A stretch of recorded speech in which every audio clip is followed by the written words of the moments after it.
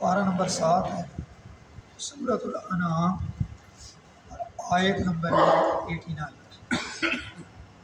ذالک ھدی اللہ یہدی بہ من یشاء من عبادہ ولو اشرکوا لحبط عنہم ما کانوا یعملون۔ پچھلی آیات میں اللہ تعالیٰ کے مختلف انبیاء اور رسول کا نام لے کے ذکر ہوا، اور اللہ پاک کی طرف سے یہ اعلان ہوا کہ یہ وہ لوگ ہیں جن کو ہم نے سارے جہان والوں پر فضیلت دی۔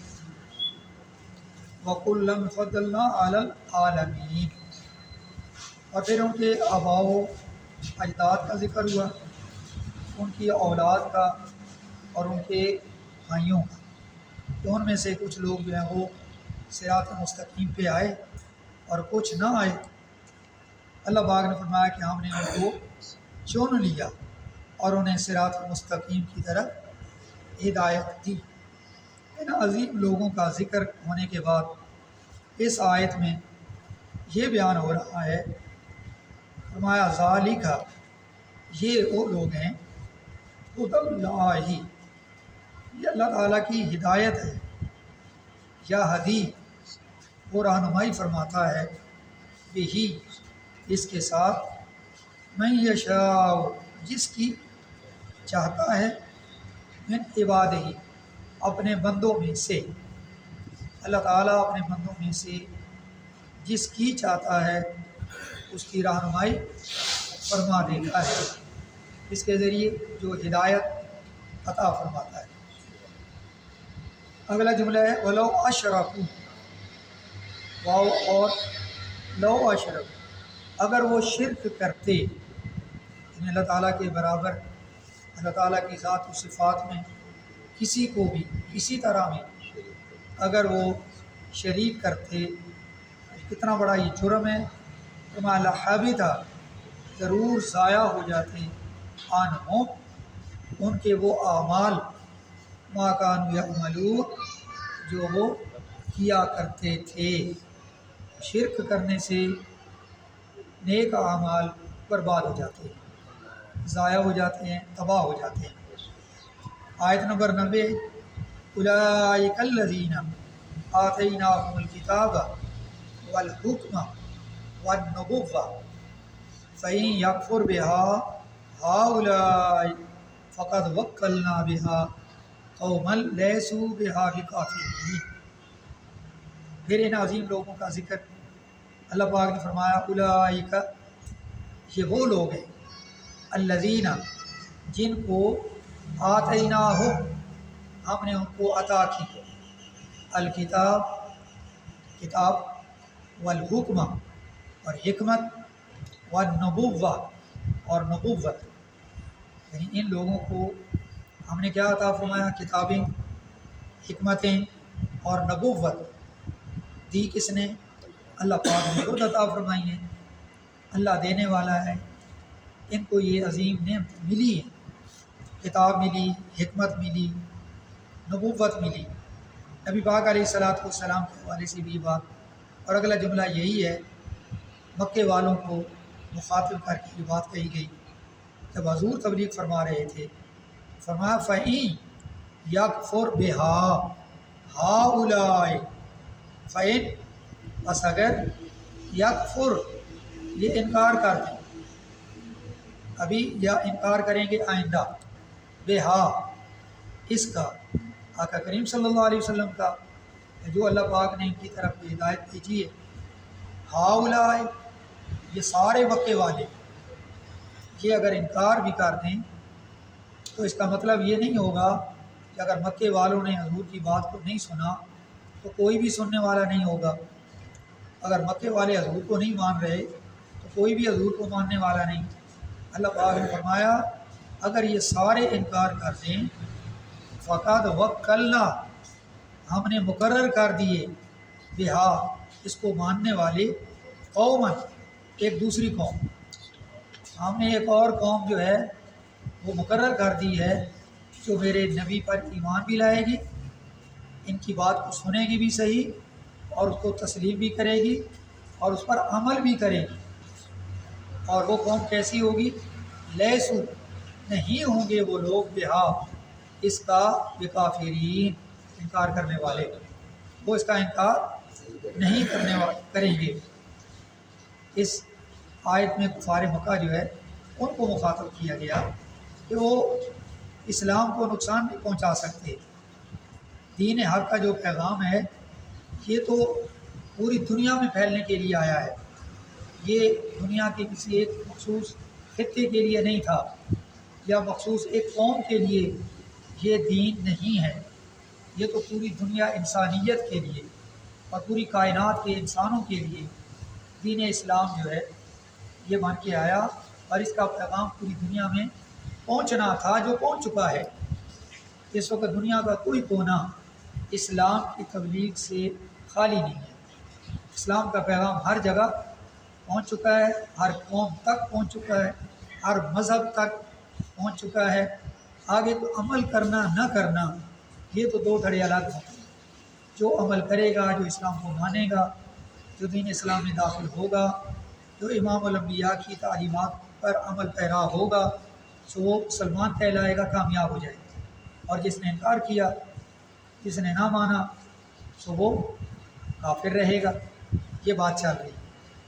اور یہ جو فرمایا دوسری قوم تیار ہے، اگر یہ مکے والے انکار کرتے تھے تو کیا ہوا؟ جب مکے والوں کا ظلم حد سے بڑھ گیا تو پھر آقا کریم صلی اللہ علیہ وسلم کو اللہ تعالیٰ نے ہجرت کا حکم دیا۔ پیارے حبیب آپ ان لوگوں کو چھوڑ دیں، ان لوگوں کا ظلم جو ہے وہ حد سے بڑھ چکا ہے۔ پہلے تو آپ نے بڑی کوشش کی، 13 سال حضور صلی اللہ علیہ وسلم اس قوم کو سمجھانے کے لیے تبلیغ کرتے رہے۔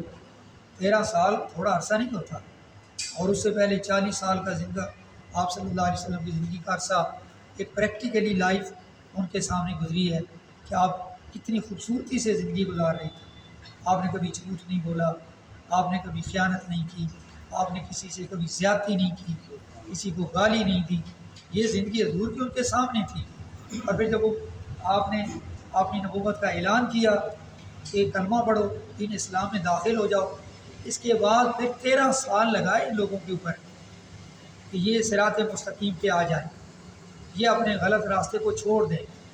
لیکن وہ کیا تھے؟ وہ ان کا ظلم حد سے بڑھتا گیا، اور جب اخیر ہو گئی نا تو پھر اللہ نے اپنے محبوب کو کہا پیارے اب ان کو چھوڑ دو، اب یہاں سے ہجرت کر کے آپ مدینہ کی طرف تشریف لے جائیں جو یثرب کہلاتا ہے۔ اور وہاں اللہ نے وہ انصار و مہاجرین وہ قوم وہ تیار کر رکھے تھے۔ آپ جب تشریف لے گئے تو ان لوگوں نے جانے تک حضور پہ قربان کر دیا، صرف کلمہ نہیں پڑھا، صرف دین میں داخل نہیں ہوئے، بلکہ اپنا جان، مال، اولاد سب کچھ اسلام کی خاطر حضور کے نام پہ قربان کر دیا۔ اس کا ذکر ہے کہ ہم نے ایک اور قوم تیار کر رکھی ہے جو انکار نہیں کریں گے۔ آیت نمبر 91 ہے، فرمایا اولئک الذین هدی اللہ فبہداہ مقتدی قل لا اسألکم علیہ اجرا ان هو الا ذکریٰ للعالمین۔ پھر فرمایا اللہ پاک نے اس آیت کے اندر بھی اولئک الذین یہی وہ لوگ ہیں جنہیں هدی اللہ اللہ تعالیٰ نے ہدایت عطا کی۔ ہدایت اللہ تعالیٰ کی بہت بڑی نعمت ہے، جس کو مل جائے وہ بڑا خوش نصیب انسان ہوتا ہے۔ ہدایت جو ہے بہت بڑی اللہ کی نعمت ہے۔ اب اللہ پاک نے فرمایا فَبِہُدَاهُ مُقْتَدِی، تمہیں چاہیے کہ انہیں کی طریقہ کی پیروی کرو، مقتدی ان کے مقتدی بن جاؤ، ان کے طریقے پہ عمل کرو۔ آقا کریم صلی اللہ علیہ وسلم نے جو تعلیم تمہیں دی ہے اس کو غور سے سنو، سمجھو اور اس پر کیا کرو؟ عمل کرو۔ میرے پیارے حبیب کے مقتدی بن جاؤ، ان کی اقتداء کرو۔ میرے جتنے بھی نبی رسول گزرے ہیں وہ سارے حق پر تھے، ہر قوم نے اپنے نبی کی اللہ تعالیٰ کی طرف سے ان کو حکم تھا کہ ان کی اقتداء کریں، ان کا کہنا مانیں۔ مقتدی کا مطلب یہ ہوتا ہے اقتداء کرنا، پیچھے پیچھے چلنا۔ اب دیکھیں نا، امام جو ہوتا ہے مصلی رسول پہ جو کھڑا ہوتا ہے، جماعت کرا رہا ہوتا ہے، پیچھے بادشاہ کھڑا ہو، پیچھے غریب کھڑا ہو، امیر کھڑا ہو، گورا کالا جیسا بھی کھڑا ہے، وہ اس وقت مقتدی کہلاتا ہے۔ مقتدی کا مطلب کیا ہوتا ہے کہ جیسے جیسے امام کہتا جاتا ہے ویسے ویسے وہ اس کے پیچھے پیچھے چلتا جاتا ہے۔ امام کھڑے ہونے کے لیے کہتا ہے وہ کھڑے ہو جاتے ہیں، امام رکوع میں جانے کے لیے کہتا ہے وہ رکوع میں چلے جاتے ہیں، امام سجدے کے لیے کہتا ہے وہ سجدے میں چلے جاتے ہیں، امام اتحیات میں بیٹھنے کے لیے کہتا ہے وہ اتحیات میں بیٹھ جاتے ہیں، امام سلام کے لیے کہتا ہے وہ سلام پھیر دیتے ہیں۔ دیکھو یہ اقتداء ہے، اس کو کہتے ہیں مقتدی۔ امام کے آگے کوئی آدمی اگر عمل کرے گا، امام سے پہلے رکوع کر لے، امام سے پہلے سجدہ کر لے، امام سے پہلے سلام پھیر لے، اس کی نماز ہی باطل ہو جائے گی۔ یہ ایک پیغام ہے، جیسے تم امام کی اقتداء کر رہے ہو اور اپنی مرضی نہیں کرتے، امام کی مرضی ہے رکعت لمبی کرے، آپ کو کھڑا ہونا پڑے گا، امام کی مرضی ہے رکعت مختصر کر رہا ہے، آپ مختصر طور پہ کھڑے ہوں گے، یعنی یہ سارا ہے نا چل۔ تو مقتدی کا مطلب یہ ہوتا ہے کہ اقتداء کرنا، پیچھے پیچھے چلنا۔ تو ہمیں ساری زندگی میں جو اعمال کرنے ہیں آقا کریم صلی اللہ علیہ وسلم کا مقتدی بن کے رہنا ہے، حضور کی اقتداء ہم نے کرنی ہے۔ جس طرح آقا کریم صلی اللہ علیہ وسلم ہمیں فرماتے ہیں یہ کام ایسے کرو، ہمیں وہ کام ویسے کرنا ہے۔ اپنی مرضی کریں گے تو ادھر نماز ٹوٹ جاتی ہے، ادھر زندگی کا ایمان ٹوٹ جائے گا، آگے نہیں نکلنا۔ جس طرح حضور نے فرمایا اس طرح کھانا ہے، حضور نے فرمایا اس طرح پینا ہے، حضور نے فرمایا اس طرح سونا ہے، حضور نے فرمایا اس طرح کاروبار کرنا ہے، حضور نے فرمایا اس طرح چلنا ہے، حضور نے فرمایا اس طرح گفتگو کرنی ہے۔ تو زندگی کے ہر معاملے میں ہم نے کیا کرنا ہے؟ آقا کریم صلی اللہ علیہ وسلم کی اقتداء کرنی ہے، اور یہ اللہ کا حکم ہے۔ فَبِهُدَاهُ مُقْتَدِي، ان کی اقتداء کرو، ان کے مقتدی بن جاؤ۔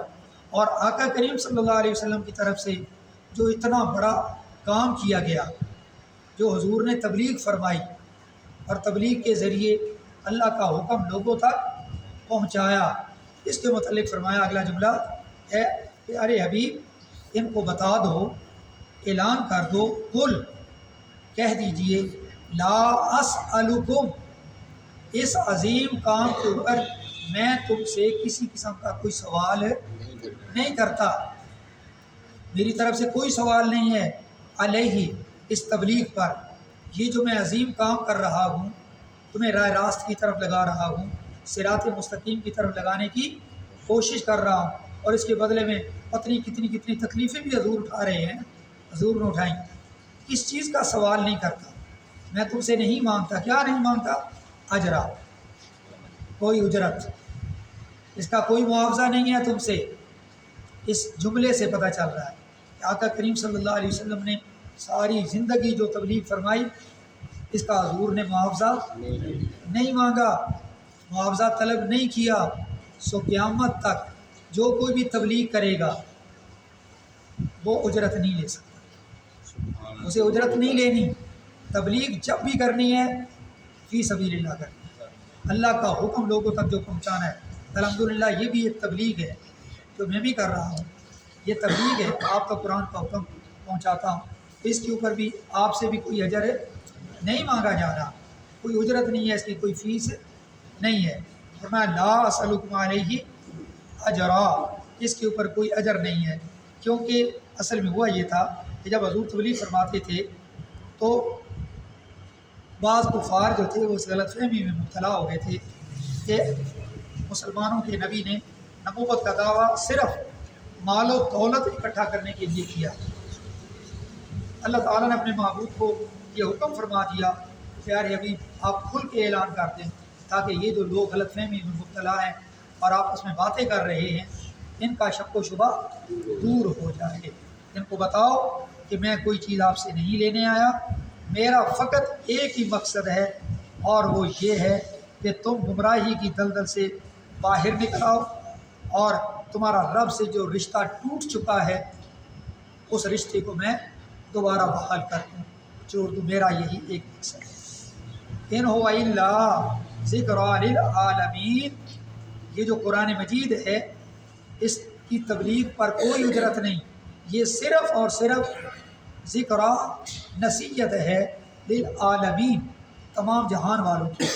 اب دیکھیے یہ قرآن نصیحت للمسلمین نہیں کہا کہ مسلمانوں کے لیے نصیحت ہے، بلکہ فرمایا ذکر للعالمین، یہ قرآن جو ہے یہ نصیحت ہے سارے جہان والوں کے لیے، یہودیوں کے لیے، عیسائیوں کے لیے، سب کے لیے قرآن کیا ہے؟